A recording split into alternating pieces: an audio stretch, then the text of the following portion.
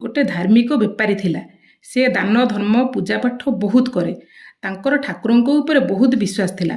ହଠାତ୍ ଦିନେ କିଛି କାରଣରୁ ତାଙ୍କ ବେପାରରେ ବହୁତ ବଡ଼ କ୍ଷତି ହୋଇଗଲା। ତାର ଆର୍ଥିକ ପରିସ୍ଥିତି ପୁରା ଖରାପ ହୋଇଗଲା। ସେ ବହୁତ ଚିନ୍ତାରେ ରହୁଥିଲେ। ଚିନ୍ତାରେ ଦିନ କାଟୁଥାନ୍ତି। ସେଥିପାଇଁ ତାଙ୍କ ଦେହ ଦିନକୁ ଦିନ ବହୁତ ଖରାପ ହେବାକୁ ଲାଗିଲା। ତାଙ୍କର ଜଣେ ବନ୍ଧୁ ତାଙ୍କର ଏପରି ଅବସ୍ଥା ଦେଖି ତାଙ୍କୁ ପରାମର୍ଶ ଦେଲେ ଯେ ତୁ ଗୋଟେ କାମ କର, ଯଜ୍ଞ କର, କାରଣ ବୋଧହୁଏ ତୋର କୌଣସି ଗ୍ରହ ଖରାପ ଅଛି। ବେପାରୀ ଜଣକ ସେ ଲୋକର କଥା ମାନି ଗୋଟେ ମହାଯଜ୍ଞ ଆୟୋଜନ କଲା।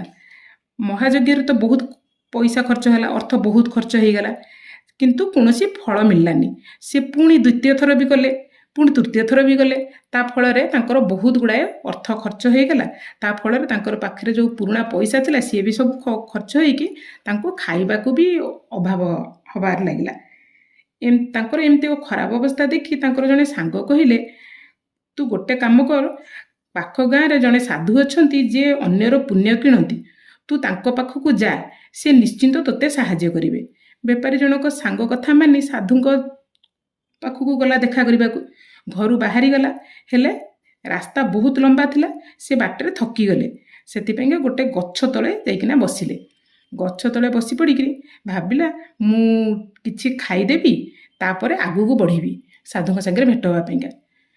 ଠିକ୍ ସେ ଖାଇବାକୁ ଯେତେବେଳେ ତାଙ୍କର ପୁଡ଼ିଆ ବାହାର କଲେ, ସେହି ସମୟରେ ଗୋଟେ ଭୋକିଲା ଆଉ ରୋଗିଣା କୁକୁରଟେ ତାଙ୍କ ପାଖକୁ ଆସି ବିକଳ ହୋଇକି ତାଙ୍କ ମୁହଁକୁ ଅନେଇଲା। ବେପାରୀ ଜଣକ ଜାଣିପାରିଲେ ଯେ କୁକୁରଟା ବହୁତ ଭୋକିଲା ଅଛି। ତାଙ୍କୁ ବହୁତ ଦୟା ଆସିଲା କୁକୁର ପ୍ରତି। ସିଏ କ'ଣ କଲେ, ତାଙ୍କ ଦୁଇଟା ରୁଟିରୁ ଗୋଟେ ରୁଟି କୁକୁରକୁ ଦେଇଦେଲେ, ଆଉ ଗୋଟେ ନିଜେ ଖାଇବେ ବୋଲି ଧରିଲେ। କୁକୁରଟି ଝଟପଟ କରିକିରି ଗୋଟେ ରୁଟି ଖାଇଦେଲା। ଖାଇଦେଇକି ବିକଳ ହୋଇକି ପୁଣି ଅନେଇଲା ବେପାରୀ ମୁହଁକୁ। ବେପାରୀ ଜାଣିପାରିଲା ଯେ କୁକୁରର ଗୋଟେ ରୁଟିରେ ପେଟ ପୁରିଲାନି। ସେଥିପାଇଁକା ସେ କ'ଣ କଲେ, ତାଙ୍କ ହାତରେ ଥିବା ଆଉ ଗୋଟେ ରୁଟିକି ବି କୁକୁରକୁ ଦେଇଦେଇ ନିଜେ ଭୋକିଲାରେ ସାଧୁଙ୍କୁ ଭେଟ ହେବାକୁ ଆଗକୁ ବାହାରିଗଲେ।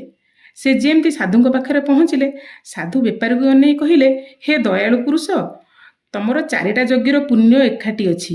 ଏକଥା ଶୁଣି ବେପାରୀ ଜଣକ କହିଲା, ବାବା, ମୁଁ 4ଟା ନୁହେଁ 3ଟା ଯଜ୍ଞ କରିଛି। ଆପଣ ବୋଧହୁଏ କିଛି ଭୁଲ ବୁଝୁଛନ୍ତି। ସାଧୁ ଜଣକ କଥା ଶୁଣି ସାଧୁ ଜଣକ ବେପାରୀଙ୍କର କଥା ଶୁଣି ଟିକେ ହସିଦେଲେ, ଆଉ କହିଲେ, ଆରେ ଅବିକା ଯେଉଁ ବାଟରେ ଆସିଲା ବେଳେ ଗୋଟେ ଭୋକିଲା ଜୀବକୁ ଖାଇବାକୁ ଦେଇକି ଯେଉଁ ଦୟା ଯଜ୍ଞ କରିନୁ, ସେ ହେଲା ତୋର ସବୁଠାରୁ ବଡ଼ ଯଜ୍ଞ। ମୋତେ ସେଇ ଯଜ୍ଞର ଫଳ ଦରକାର, ବାକି ଆଉ କୌଣସି ଯଜ୍ଞ ମୋତେ ଫଳ ଦରକାର ନାହିଁ।